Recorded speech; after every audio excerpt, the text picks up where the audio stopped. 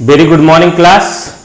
हम लोग आज स्टार्ट करेंगे क्लास 12th के सॉल्यूशन चैप्टर में आइडियल सॉल्यूशन के बारे में जानते हैं। अगर आपका कुछ आइडियल है तो आपका कुछ नॉन आइडियल भी होगा। सेम उसी तरह से अगर हम कहते हैं कि मैटर एग्जिस्ट करता है तो नॉन मैटर भी होगा, उसी तरह से अगर आइडियल सॉल्यूशन है तो नॉन आइडियल भी होगा। बट आइडियल कुछ होता नहीं है, पूरी यूनिवर्स में आइडियल नाम का कुछ होता ही नहीं। आइडियल तो एक कंडीशंस होते हैं, अगर उस कंडीशन को कोई ओबे करता है, उस कंडीशन को कोई फॉलो करता है तो आइडियल कहलाता है। जैसे अगर मैं कहता हूं कि आप बहुत अच्छे एक आइडियल स्टूडेंट हो और आपका ये जो दोस्त है ये आपका नॉन आइडियल स्टूडेंट है, तो आप एक आइडियल स्टूडेंट इसलिए हो क्योंकि आपके स्कूल ने, आपके टीचर ने, आपके मम्मी पापा ने, पेरेंट्स ने जो रूल बनाए हैं उस रूल को पूरी तरह से 100% आप फॉलो कर रहे हो या उसको फॉलो करने की कोशिश कर रहे हो, और उसके रिस्पेक्ट में दूसरा जो बच्चा है उसके मम्मी पापा, उसके घर वाले, स्कूल टीचर जो रूल बनाए हैं वो उसको बिल्कुल भी फॉलो नहीं कर रहा है तो वो नॉन आइडियल कहलाएगा, और जो फॉलो कर रहा है उसको हम लोग क्या कहते हैं, आइडियल कहते हैं। इसी तरह से अगर हम सॉल्यूशन की बात करें तो सॉल्यूशन भी आपका कुछ सर्टेन रूल है, कुछ क्राइटेरिया है, अगर उसको फॉलो करेगा तो आइडियल सॉल्यूशन कहलाएगा और अगर नहीं फॉलो करेगा तो नॉन आइडियल सॉल्यूशन कहलाएगा। तो आपने अभी तक क्या पढ़ा, ये कौन सा रूल, बहुत बड़ा रूल पढ़ लिया आप इस चैप्टर में, केवल 2 लॉ पढ़े, राउल्ट लॉ पढ़ा है आपने, एक डॉल्टन लॉ पढ़ा है। हेनरी लॉ तो किसी और बात को, solubility of gas in liquid को एक्सप्लेन कर रहा था। बट अगर हम लॉ की बात करें तो 2 लॉ हम लोग पढ़े, एक राउल्ट लॉ पढ़े, एक डॉल्टन लॉ कहते हैं। तो अगर कोई भी सॉल्यूशन आपका राउल्ट लॉ और डॉल्टन लॉ को ओबे करता है उसको आइडियल सॉल्यूशन कहते हैं। इट्स सिंपल वर्ड, अगर सिंपली हम डिफाइन करते हैं what is the ideal solution, तो the solution that obey Raoult law and Dalton law is called ideal solution. उसको आइडियल सॉल्यूशन कहते हैं। उसको समझने की हम लोग कोशिश करते हैं, और भी कुछ सारी बातें हैं। अगर एक सॉल्यूशन आइडियल है तो उसमें क्या क्या चीजें हो सकती हैं, उसके लिए हम लोग एक लेते हैं, take a pure solvent A and B and mix to form a solution. दो हम लोग प्योर सॉल्वेंट लेते हैं, कोई भी प्योर सॉल्वेंट लेते हैं और दोनों प्योर सॉल्वेंट को आपस में मिक्स करके एक सॉल्यूशन बनाते हैं, और उस सॉल्यूशन में होने वाले चेंजेस को हम लोग ऑब्जर्व करते हैं। अगर वो चेंजेस आपके राउल्ट लॉ और डॉल्टन लॉ और एक दो कंडीशन है उसको ओबे करता है तो सॉल्यूशन आपका क्या हो जाएगा, आइडियल सॉल्यूशन कहलाएगा। तो हमने एक सॉल्वेंट लिया एक सॉल्वेंट ए लिया और इनके मॉलिक्यूल को हमने देखा। जब इनके मॉलिक्यूल आपके वेपर फेज में आए या इनके मॉलिक्यूल बिना वेपर बनाए अगर बात करेंगे तो ये जो मॉलिक्यूल है इनके बीच, अगर हम इंटर मॉलिक्यूलर डिस्टेंस की बात करते हैं एट द सरफेस पे जो मॉलिक्यूल है उसके बीच का जो इंटर मॉलिक्यूलर डिस्टेंस है, अगर मैं कोई एक नंबर लेता हूं तो मैंने कहा था inter molecular distance between the pure solvent molecule is 10 unit. अगर मैं कहता हूं 10 यूनिट है और इस मॉलिक्यूल के बीच में लगने वाला अट्रैक्टिव फोर्स आपका 5 यूनिट है, और ये जो हमने प्योर सॉल्वेंट लिया उसका वॉल्यूम आपका 10 ml है। This is the condition. Pure solvent का कंडीशन क्या बताया बेटा, प्योर सॉल्वेंट के सरफेस पे जो लिक्विड मॉलिक्यूल है उस लिक्विड मॉलिक्यूल के बीच का इंटर मॉलिक्यूलर डिस्टेंस अगर हम कुछ ऐसे मान लेते हैं 10 यूनिट है, और उसके बीच में inter molecular force of attraction आपका 5 यूनिट है और उसका वैल्यू हम मान लेते हैं 10 ml है। तो दूसरे के लिए हम लोग क्या देखते हैं, दूसरा हमने एक प्योर सॉल्वेंट लिया है, इस प्योर सॉल्वेंट को हमने क्लोज कंटेनर में रख रखा है। इस प्योर सॉल्वेंट के जो मॉलिक्यूल है सरफेस पे, उस मॉलिक्यूल के बीच के डिस्टेंस को इंटरमॉलिक्यूलर डिस्टेंस कहते हैं। अगर मैं कहता हूं कि ये जो सॉल्वेंट मैंने बी लिया उसके बीच के भी जो मॉलिक्यूल है सरफेस पे उसके बीच का इंटरमॉलिक्यूलर डिस्टेंस भी 10 यूनिट है और फोर्स ऑफ अट्रैक्शन 5 यूनिट है, और जो मैंने दूसरा सॉल्वेंट लिया उसका वॉल्यूम 10 ml है। मतलब पहला सॉल्यूशन जो लिया था, जो पहला सॉल्वेंट जो लिया था उसका वॉल्यूम 10 ml और दूसरा जो मैंने सॉल्वेंट लिया उसका वॉल्यूम कितना है आपका 10 ml, और सेम कंडीशन जो पहला कर रहा है वो दूसरा कर रहा है। आपको करना क्या है कि दोनों सॉल्वेंट को आपस में मिक्स कर देना है।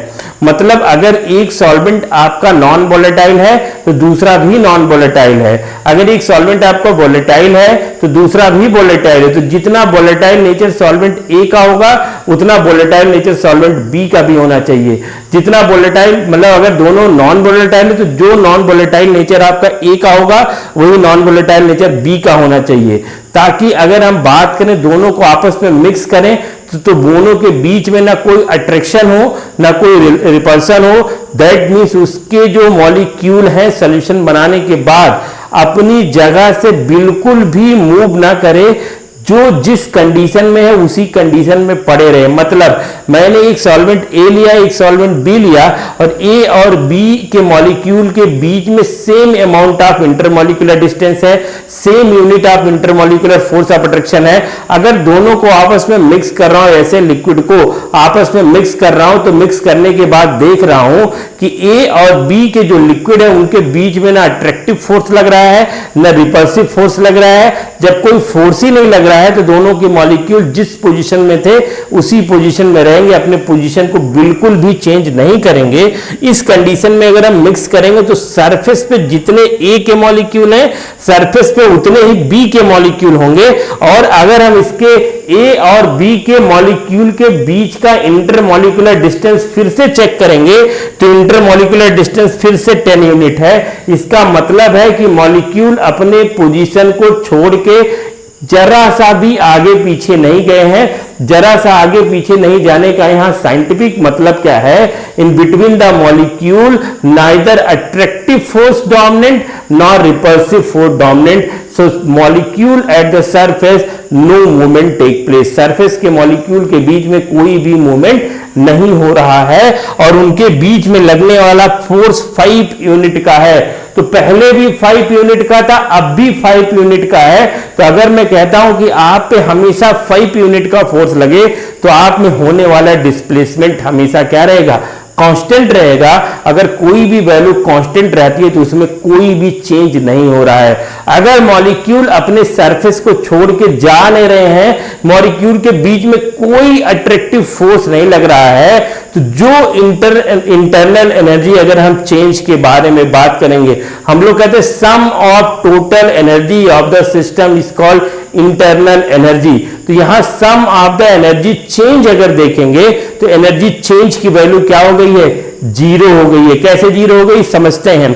अगर मैं कहता हूं कि यहां पे जो एनर्जी थी वो E1 थी सरफेस के मॉलिक्यूल की, और यहां जो एनर्जी थी E2 थी, और मैं कह रहा हूं E1 जो थी आपका 10 जूल की थी और E2 भी 10 जूल का था, तो इस कंडीशन में अगर हम एनर्जी चेंज की बात करेंगे डेल्टा E की, तो डेल्टा E की वैल्यू भी यहां क्या आएगी, डेल्टा E इक्वल टू क्या हो जाएगा, 10 - 10 एनर्जी चेंज जो होगा आपका इंटरनल एनर्जी चेंज, उसकी वैल्यू क्या आ जाएगी, 0 हो जाएगी।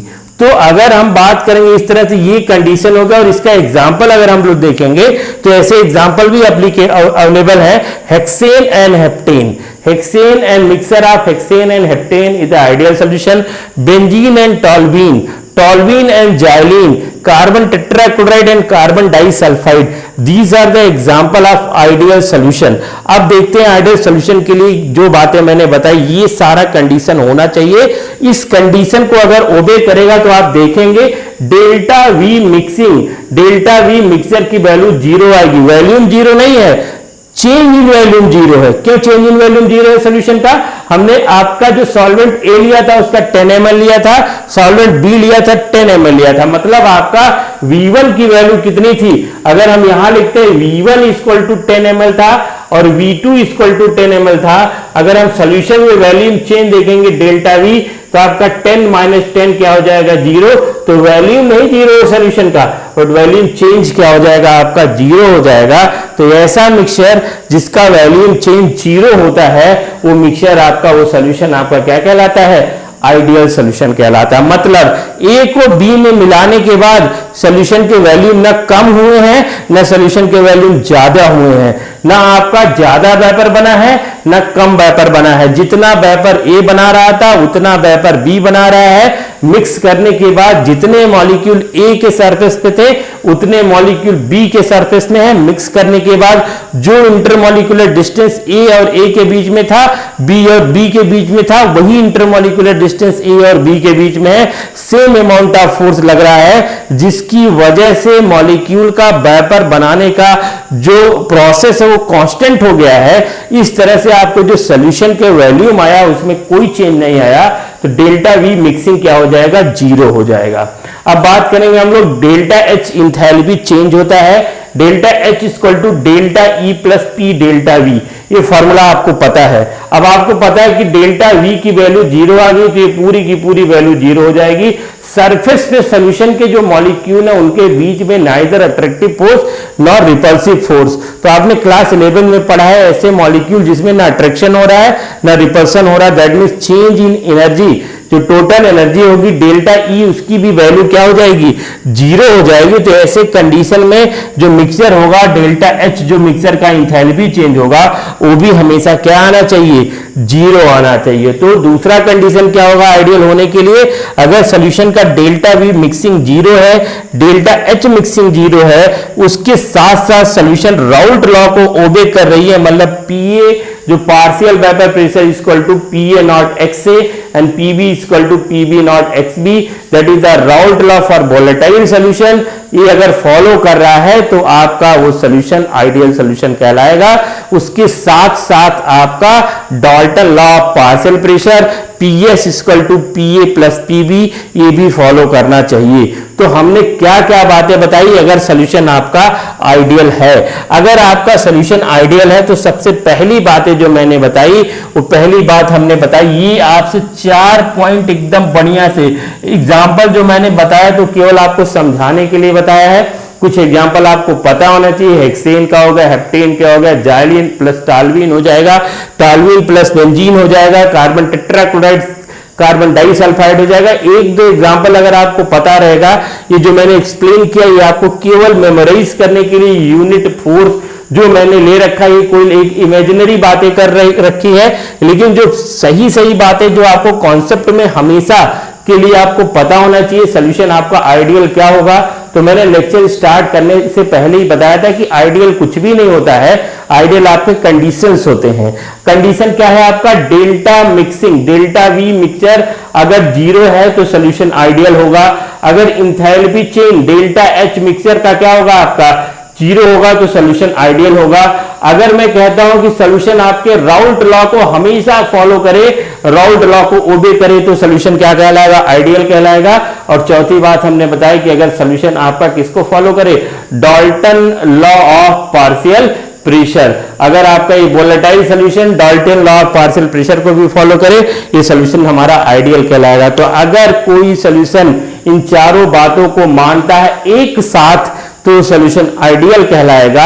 अगर इन चारों बातों को नहीं मानता है तो सिंपल सी बातें हैं बेटा, वो क्या कहलाएगा, नॉन आइडियल कहलाएगा।